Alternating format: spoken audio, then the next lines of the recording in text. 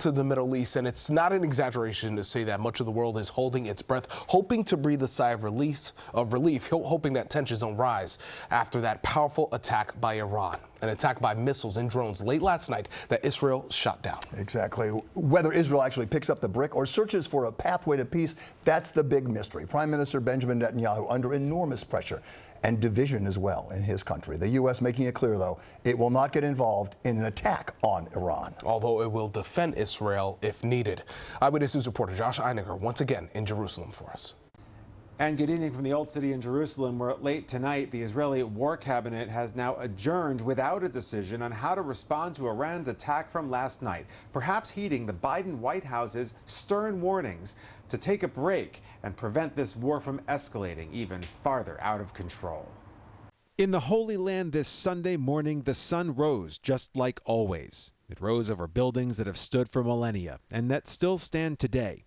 In the Holy Land, nothing seems much different, but everything has changed. I think everybody was caught off guard about how many weapons that Iran actually launched at Israel.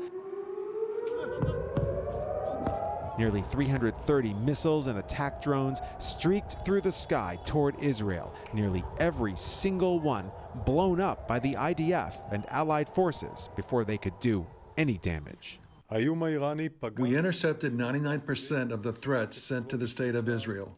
This is a very significant strategic achievement. This was an incredible success, really proving Israel's military superiority and, just as critically, their diplomatic superiority.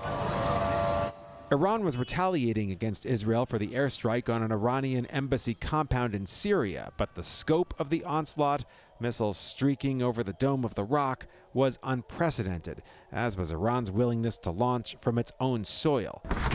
Of course, all of this comes in month 7 of Israel's war against Hamas, month 7 that 133 hostages, 8 of them American, are still in captivity.